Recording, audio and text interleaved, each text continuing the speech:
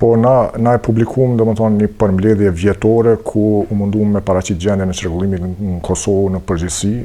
edhe gjatë kësaj periudhe nëse e marrim prej 2 prillit të vitit të kaluar deri në domethënë 2024 deri në 2 prill 2025, atë shihet që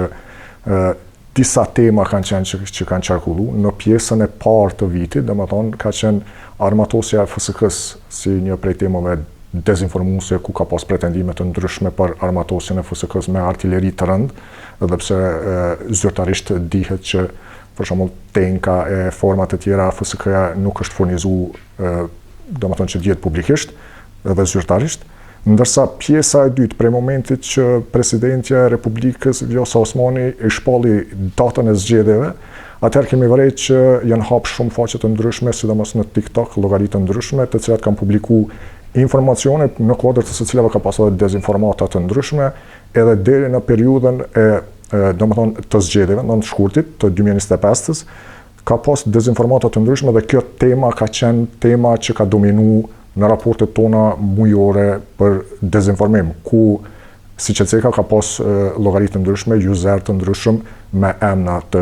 në përkraje të partive të ndryshme, ka pas edhe user apo llogari të ndryshme që janë hap në emër të kandidatëve për kryeministër, në kuadër të së cilave kanë publikuar edhe akuza politike, po edhe dezinformata të ndryshme. Një element kyç që është vërejt gjatë zgjedhjeve kanë qenë sondazhet e rreme që janë publikuar në media sociale, për shkak se te ne është bërë një praktik e tillë që gjatë zgjedhjeve janë publikuar sondazhe nga kompani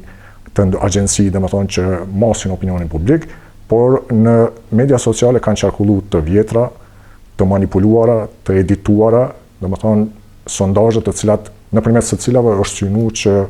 opinioni publik të manipulohet. Po ashtu ka pasur edhe disa tituj clickbait që kanë qarkulluar në media lidhur me përfshirjen në listën e kandidatëve të një partie apo një partie tjetër, dhe kjo është ajo në një farforme pasqyra që mund të paraqitet lidhur konkretisht për zgjedhjet. Sa i përket ndikimit të jashtëm, domethënë gjatë zgjedhjeve, është vërejt që Serbia konkretisht nëpërmjet zyrtarëve institucional të qeverisë, po edhe nëpërmjet mediave, është munduar që me ndiku në opinionin publik serb në Kosovë, nëpërmjet disa tentativave që ata i kanë realizuar, për shembull mbështetja financiare që është bërë komunitetit serb këtu, po ashtu edhe thirrja për të votuar listën serbe me narratimin se vetëm lista serbe është përfaqësuesi kryesor i serbëve të Kosovës, njëkohësisht edhe nëpërmjet votimit të listës serbe synohet që dora e Serbisë të mbetet në Kosovë. Në kuadër të kësaj ka pasur edhe narrativa denigruese ndaj kandidatit apo partisë tjetër që tash e ka luajt, domethënë ka pasur rolin e ministrit për kthim dhe komunitete Nena Drashić, domethënë një propagandë denigruese ndaj tij, sepse ai është njëri i Kurtit, domethënë nuk përfaqëson serbët e Kosovës e të tjera. Po ashtu edhe mediat ruse, Shërbimi në gjuhën serbe, Russia Today Balkans dhe Sputnik kanë publikuar informacione dhe dezinformata të ndryshme lidhur me zgjedhjet në Kosovë, me idenë se Kurti do t'i manipulojë zgjedhjet në dëm të listës serbe, Kurti do të shpik votues fantom në mënyrë që ta dëmtoj listën serbe dhe të mos e lejojë që të futet në parlament. Këto kanale në një farforme i kanë amplifikuar këto narrativa që janë publikuar nga zyrtarët serb dhe nga mediat serbe, po njëkohësisht edhe ato ruse Shërbimi në gjuhën serbe. Domethënë janë plasuar edhe në kanalet Telegram të njohura si Bund, Korridor dhe të tjera, të cilat në një farforme mundohen që me ndiku të opinioni publik serb nëpërmjet këtyre narrativave, në kuadër të së cilave edhe publikohen edhe amplifikohen edhe të mediave, edhe të zyrtarëve serb, edhe në këto zgjedhje, domethënë ka qenë ajo narrativa që lista serbe të votohet edhe në këto kanale në Telegram, domethënë është promovuar kjo ideja, edhe është bërë një lloj fushate kundër siCC-ka dhe ministrit Nena Drashić edhe në Telegram. Po meqense siCC-ka në muajt paraprak, sidomos shkurt janar edhe dhjetor, fushata domethënë ajo para fushata dhe fushata zgjedhore kanë ndiku që me dominu kjo temë, domethënë në dezinformim apo keq informim.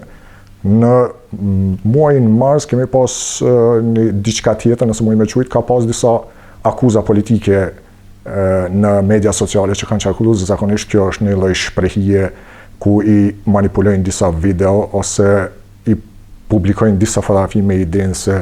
ky politikan ose ky zyrtar ka thonë për këtë kështu ose për këtë temë ashtu. Domethënë kjo ka qenë ajo tema që ka dominu. Ka edhe SMS të ndryshëm mashtrues që qarkullojnë nëpër media sociale në mënyrë që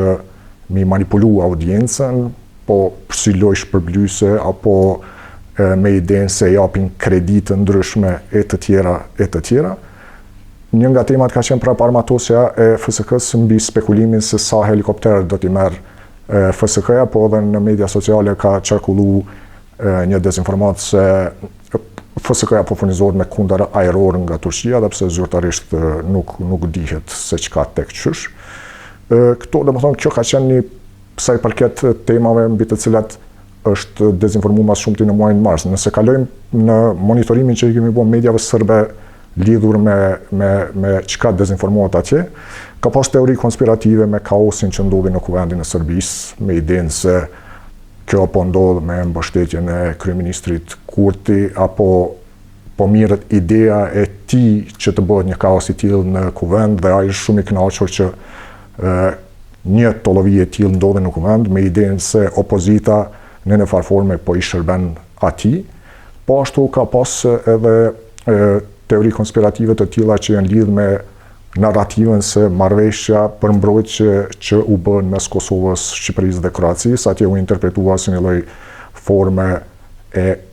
rrezikimit të Serbisë, apo ku synim kryesor është Serbia lidhur me këtë marrëveshje, domethënë është ndërtuar një narrativ i tillë. Edhe është shfrytzuar ndeshja futbollistike për kualifikime në mes të Shqipërisë dhe Anglisë, dhe janë publikuar disa dezinformata se atje është brohoritur Kosova është Serbi nga tifozët anglez, që nuk doli të jetë ashtu, po ashtu pretendua se një baner i hapur nga tifozët kuqezi të kombëtarës së Shqipërisë, ku 21 vjet jemi bashkë këtu, duke nënkuptuar që 21 vjet nënkupton krimin e tifozërisë, ata e lidhen se 21 vjet i bjerë që në një farë forme mu përmend trazirat e Marsit, të cilat kanë ndodhur në 2004, domethënë 21 vjet këta e përkujtojnë trazirat e Marsit, një dezinformat e tillë që nuk kishte bazë.